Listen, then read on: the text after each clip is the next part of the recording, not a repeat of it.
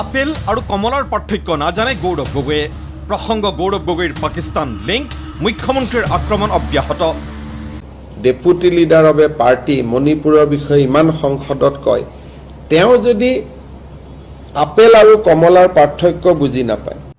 পাকিস্তানৰ হৈ চোৰাংচোৱাগিৰি কৰাৰ অভিযোগত গ্ৰেপ্তাৰ হোৱা ইউটিউবাৰ জ্যোতি মালহোত্ৰাতকৈ 10 গুণ বেছি দোষী গৌৰৱ গগৈ। জ্যোতি মালহোত্ৰাৰ কেছটোতো এটা ইউটিউবাৰ ডেকা ছোৱালী এজনী, তাই গ'ল জাচুজ হ'ল বেলেগ কথা, কিন্তু সংসদ যোনে নেকি ডাইৰেক্ট ঘূৰি আহি পেলাই জ্যোতি মালহোত্ৰাই নিউক্লিয়াৰ ৱেপনৰ ওপৰত সংসদত কুৱেশ্যন কৰিব নোৱাৰে, জ্যোতি মালহোত্ৰাই ৰাফেলৰ ওপৰত কুৱেশ্যন কৰিব নোৱাৰে। কিন্তু আমাৰ জনাই সংসদত নিউক্লিয়াৰ ৱেপন ক'ত আছে, ৰাফেল ক'ত আছে, কোষ্ট গাৰ্ডে ক'ত কি ৰাখিছে। গতিকে আমাৰ জনৰ লগত জ্যোতি মালহোত্ৰা যদি 10 এখেত 100। কিন্তু লোকসভাৰ বিৰোধী উপদলপতি কংগ্ৰেছৰ সাংসদ গৌৰৱ গগৈক কিয় আপেল আৰু কমলাৰ মাজত পাৰ্থক্য নজনা বুলি দাবী কৰিলে মুখ্যমন্ত্ৰীয়ে। তেনেহ'লে শুনক গৌৰৱ গগৈৰ মঙলবাৰৰ সংবাদমেলৰ কিয়দাংশ।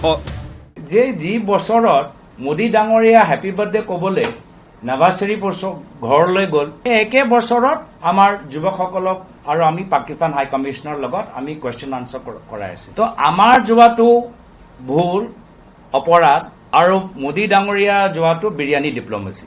দেশৰ প্ৰাক্তন গৃহমন্ত্ৰী লালকৃষ্ণ আদৱানী, প্ৰাক্তন বিদেশ মন্ত্ৰী প্ৰয়াত যশৱন্ত সিং, RSS নেতা বেদ প্ৰকাশ বেদিকৰ প্ৰসংগ আনি গৌৰৱ গগৈয়ে কৈছিল, 2005 চনত আদৱানী গৈছিল, জিন্না মাজাৰত গৈ আহিলে, তেওঁ জিন্নাক প্ৰশংসা কৰি আহিলে। আৰু যশৱন্ত সিং ডাঙৰীয়া তেওঁতো কিতাপে ওলাই দিলে জিন্নাৰ ওপৰত, আৰু এওঁ হ'ল হাফিজ ছাইদ। 2014 চনত দেই মোদী চৰকাৰ থকা সময়ত এই মানুহজন বিবেকানন্দ ফাউণ্ডেশ্যনৰ লগত সম্পৰ্ক থকা, বহুতে কয় যে তেওঁৰ প্ৰধানমন্ত্ৰী মোদী ডাঙৰীয়া ঘনিষ্ঠ।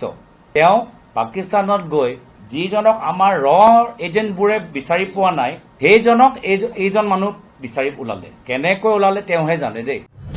ISIৰ আমন্ত্ৰণ মৰ্মে গৌৰৱ গগৈ পাকিস্তানলৈ যোৱা বুলি অভিযোগ অনা মুখ্যমন্ত্ৰীৰ মূল প্ৰশ্নৰ উত্তৰ নিদি গৌৰৱ গগৈয়ে দিয়া প্ৰত্যুত্তৰ শুনি মুখ্যমন্ত্ৰীৰ স্পষ্ট কথা। প্ৰধানমন্ত্ৰী দেশকৈ গৈছিল পাকিস্তানলৈ, লগত আছিল বিদেশ মন্ত্ৰালয়ৰ বিষয়া, কিন্তু গৌৰৱ গগৈৰ দৰে লুকাই চুৰকৈ যোৱা নাছিল প্ৰধানমন্ত্ৰী। ভাৰতৰ প্ৰধানমন্ত্ৰীজন যেতিয়া পাকিস্তানত যায়, তেওঁৰ লগত মানুহ থাকে, বৈদেশিক পৰিক্ৰমা বিভাগৰ মানুহ থাকে। প্ৰধানমন্ত্ৰীজন অকলে নাযায়, তেওঁ লগত 40-50 জন মানুহ লগত লৈ যায়। কি কথা পাতিছে নাপাতিছে ৰেকৰ্ড হয়, আৰু দিনৰ পোহৰত যায়। গতিকে ৰাষ্ট্ৰৰ দায়িত্বত যোৱা আৰু চুপে চাপে যোৱাৰ মাজত বহুত পাৰ্থক্য আছে। চৰকাৰী পৰ্যায়ৰ ভ্ৰমণৰ লগত নিজৰ গোপন ভ্ৰমণৰে তুলনা কৰা গৌৰৱ গগৈক সমালোচনা কৰি মুখ্যমন্ত্ৰীয়ে আৰু ক'লে, কোন RSS নেতাই কেতিয়া কিয় পাকিস্তানলৈ গৈছিল নাজানে তেওঁ। একেদৰেই পুনৰ এবাৰ 10 ছেপ্টেম্বৰৰ সময়সীমা নিৰ্ধাৰণৰ যুক্তি মুখ্যমন্ত্ৰীৰ। আৰু তেখেতে কোন গৈ আছে তাক জাষ্টিফাই কৰিব খুজি আছে, তাৰমানে তেওঁ যোৱাটো হয় নেকি?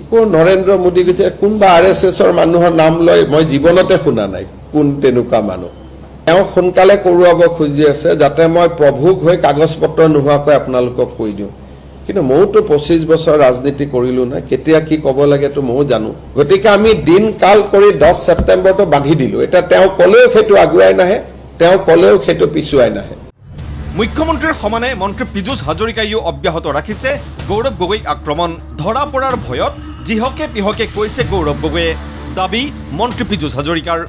উপায় নোহোৱাত এতিয়া তেখেতে অলপ উল্টা পুল্টা কথা কৈছে, যে আকৌ কৈছোঁ আদৱানী ডাঙৰীয়া গৈছিল, নৰেন্দ্ৰ মোদী ডাঙৰীয়া গৈছিল। মই আকৌ তেখেতক প্ৰশ্ন সুধিছোঁ যে নৰেন্দ্ৰ মোদী ডাঙৰীয়া যিদিনাখন গৈছিল, তেখেতে টুইটাৰত টুইট কৰিছিল, ফেচবুকত প্ৰকাশ কৰিছিল, অফিচিয়েল ষ্টেটমেণ্ট দিছিল, বা এলকা আদৱানী যাওঁতেও সকলোৱে জানিছিল।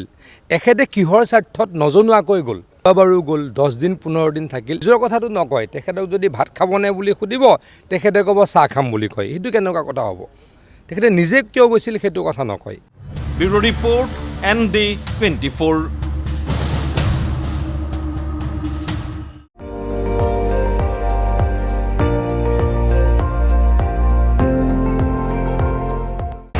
আপুনি চাই আছে ND24, সৰ্বশ্ৰেষ্ঠ নহয় সৰ্বোত্তমৰ দৌৰা।